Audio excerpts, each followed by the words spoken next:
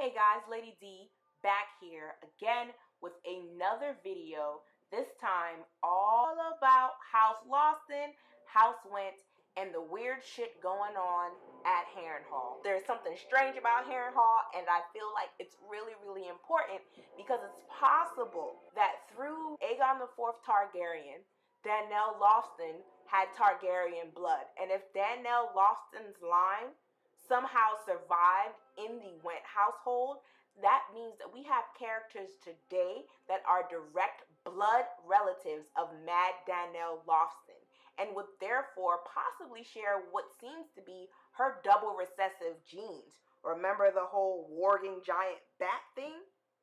We'll come back to all of that. Let's just go ahead and get started. First things first, check out these sigils. Do you notice anything a little bit weird? Yeah, that's House Lothston, and that's House Went. Why do they have the same sigil animal?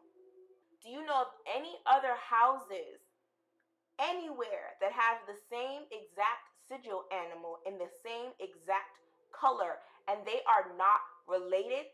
Think about the Fossaways with the green apple and the red apple. Think about the Rains. Think about the Casterlys. Think about everyone that you can. You might see some similarities because of marriage as far as the sigil animal goes. And then, of course, you'll always see bastards who do things with their father's sigils or their father and their mother's coat of arms and mixing them together like we have here. You also have people with their own personal sigils like we have here. But what you don't see is someone taking over a castle from someone else and keeping their sigil animal. Regardless of how they split it up, where it's 9 bats instead of 1 bat, they kept the bat. And I think we need to ask ourselves, well, why? Are the bats just that awesome? Are they just that popular? I mean, think about it. We hear about Mad Danyel Lothston working these giant bats and carrying off children, right? We hear about Harrenhal being haunted. We hear about people seeing that shield, that Lothston family shield, and seeing that bat and immediately being like, oh, hell no. Check out these quotes. So you'll move up into this position as Lords of Harrenhal, and not only will you keep the sigil of who used to be your overlord, right? But then you'll adapt it as some sort of new sigil for your brand new house that now owns Harrenhal. Well, why would you do that if you have no familiar relation? It just doesn't make any sense. No one takes over an existing castle and keeps the other people's sigil, especially if that sigil is related to all sorts of black deeds and horrible things. Think about what people have to say about the Lothstons. I just find it really weird that House Went would want anything to do with that black bat. Why wouldn't you pick another sigil? What the hell was House Went's sigil before the bat? Just as we wouldn't expect Sir Davos to take Stannis' crown stag for his own sigil and put it on his little black sailboat, I don't understand why House Went would allow, or not even allow, or would want to have House Lothston's sigil animal associated with them at all. We have a ruling already from Duncan Egg that says, and I've been flashing on the screen a few times, that pretty much says you can't inherit a sigil animal if you're not related. So that's just another point. We also wouldn't expect, for example, the Cassels to have 9 direwolf heads instead of just little regular white wolf heads. I mean, they're pledged to the Stark, yeah, but they're not a part of their family. They should not have the same sigil animal. Okay, so now I guess you're wondering, well, if that's the case, and House Lothston didn't actually end, but married into House Went, how would you explain this? How would that work? Well, I think the World of Ice and Fire actually gives us an answer to that. Take a look at the Stark tree. Notice anything a little weird when the Stark tree sort of splits into 2? It's right there with Cregan, the Old Man of the North, and his marriages with both Black Aly, well, with all of Black Aly and Blackwood, Lyanna Stark, and Arya Nori. There's something a little weird about Lyanna Stark.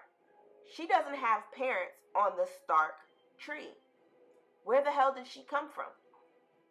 I think if something like this would have happened, with House Went and House Lothston, where House Went married another Went cousin or someone else of some made-up last name, it would allow the tree to split if they were married to someone else truly, it would allow the tree to split and allow the Lothston line to continue, as well as another cadet branch or other cadet branches, maybe multiple cadet branches of Lothston Wents, really, because who knows how many Wents we had to marry, how many Lothstons we had to marry. They could have just sort of all intermarried and we just have a bunch of cousins, but they're not really cousins because they're two separate lines. Anyway, if we take a look at the Stark tree, we notice that Lenara has no parents. So if we change that to, Lothston and change Cregan to Went, we can see how it splits. And then down here with Liara Stark and Rickard Stark, we see how they could bring it back together, which would explain Shella Went and her lord Went. It would explain their familiar relationship, how they were both born Wents, and how her father apparently was the Lord Went of Harrenhal, and this Lord Went that she's married to must have been a cousin of some sort. It could work like that, and this is how they were able to merge their houses and just have one line. Additionally, there's some other contradictions that sort of make sense. You notice over here, if you go a little further up, just under Cregan, and you look at his kids, it seems that the only line that really survived was Lenara and Cregan's line, as far as like being still a part of the Stark family. Everybody else, like Aranori's kids, like they got married off to someone else. They got married off into other houses, or the lines ended up dying. Don't know. It's really all them. It's just their line. It's really only from Lenara and Cregan, though, even though he had three wives total. That's something completely separate, and I shouldn't have even gotten that deep into the Stark lineage, but it's something that's definitely interesting, and I think that it can explain away some of the contradictions that we have with the Went family, such as Manissa Went. Where did she come from? Like, where did she come from? Winifred Went. Where did she come from? Where did these Went girls, Went women come from? What is their relation to the Went household, and why is it shrouded in so much mystery? I think the answer is that they are actually Lothston Wents, and they're cousins, but they're actually really cousins from different branches, different lines, and to the outside world, they were probably presented to be siblings. Okay, so then that gives us a look at the sigil similarities. We looked at the ruling from Duncan A. that clearly says, if you're not a son, you shouldn't even inherit the coat of arms at all. We looked at other houses in the history of other people's coats of arms, including hedge knights and personal sigils, right? We looked at how a marriage between the Lothstons and the Wents could have worked by comparing it to the Stark family tree. And we know now the motivations. Let's go over the motivations for doing this. If House Lothston was about to go down in some sort of terrible blaze because of Dannel, which I don't know, I don't really buy either. I can't wait to get more information on that. But if that was what was about to happen, then wouldn't it make sense for their most loyal allies? Like, I could see Jory Cassell doing whatever he needs to try to help and save Sansa. And I just want to say that, like, if he is alive, okay, will you marry Sansa so that the Starks can, keep Winterfell? Hell yeah, like, it's why not? These are the people that I'm loyal to, and now I get to get a piece of the pie too. So I feel like the motivation is definitely there. Additionally, if you buy into my theories about genetics and Harrenhal being a pretty magical place, and the Lothstons being a part of a plot to try to pass the genes on or to birth a prince that was promised or some sort of savior figure, then you'll also, I guess, appreciate the fact that House Went, because of their possible and probable marriage into House Lothston, is now directly connected to magic. And so at the Tower of Joy, we had a high tower that has some sort of magical affiliation. We have a Went that had blood of the dragon, most likely, and a magical affiliation. And we had someone from House Dane, this ancient house just completely shrouded in mystery. So that's something cool too. Also, it could give us a clue about why some of the Went women seem to be infertile.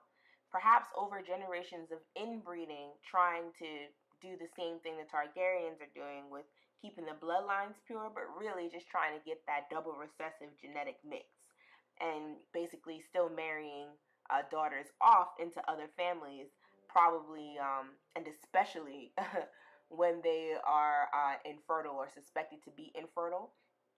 And in the case of Manissa Went, perhaps she herself was, again, double recessive and capable of having children, which would mean that all of the Stark's kids right now are oh my gosh, are children of ice and fire. Uh, the Stark kids, Bran, Rickon, Robb, Sansa, Arya, they would be products of ice and fire via the Lothston Went connection and the Stark connection. Lothston Went, we know, possibly has blood of the dragon, as we mentioned before, and they're Starks. They would have gotten some pretty heavy doses of magical properties or double recessive genes, both from their mother and their father's side. So that's pretty cool as well. Thanks for listening. Let me know what you think about this theory. And of course, like, share, subscribe, and I'll catch you guys next time.